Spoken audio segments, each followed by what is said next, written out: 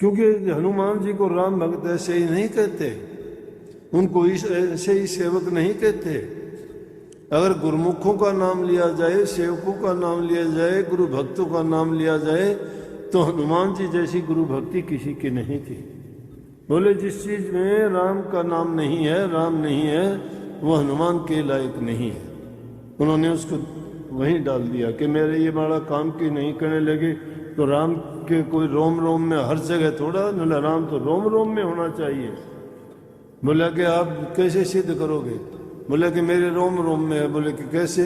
उन्होंने अपनी छाती फाड़ के दिखा दिया कि देखो मेरे रोम रोम में है कि नहीं।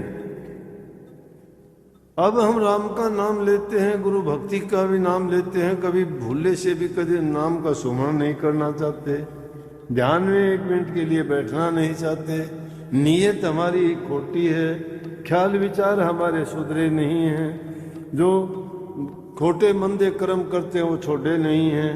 मोहर जरूर लग गई है कि हमें गुरु के पास जाते हैं, सत्संग में जाते हैं, नाम दीक्षा हमने ली है, सारे काम करते हैं, दिखाई देते हैं, है क्या इंसान में? जो खोटे कर्म, पाप कर्म, विचार तो हमारे हैं दुष्टों वाले, नाम सत्संग का करते हैं, दूसरों को उपदेश करते हैं, क्या है हमारे पास? अरे शुद्ध विचार जिसके नहीं है, प्रभु तो शुद्ध विचारों का ही नमूना है। जिसके ख्याल पवित्र हैं, मन शुद्ध है और हृदय से जो पवित्र है, सच्चा है, तो समझो कि उसके अंदर प्रभु विराजमान है, वो उसको देखने की जरूरत नहीं है। जब वो उसी का रूप जब हो गए हैं तो देखेगा क्या उसको? उसके अंदर घुल मिल जाना ही भक्ति है। भक्ति एक की होती है, एक प्रभु ही है, एक ही सत्य नाम है। उस सत्य नाम को तो जानते नहीं, इसलिए देखा देखी के रास्ते पे जब चल पड़ते हैं तो उसमें क्या करते हैं? झूठ बोलना शुरू कर देते हैं।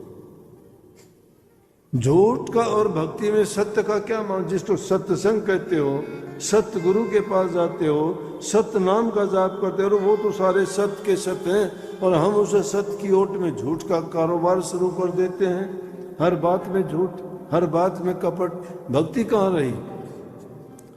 कबीर साहब ने ऐसे ही नहीं की। उनके पास बड़े बड़े राजे महाराजे आए, बड़े बड़े दीन दुखी आए, वो वैद्य डॉक्टर हकीम नहीं थे, लेकिन जिसके पास प्रभु का नाम होता है उसके पास सब कुछ होता है।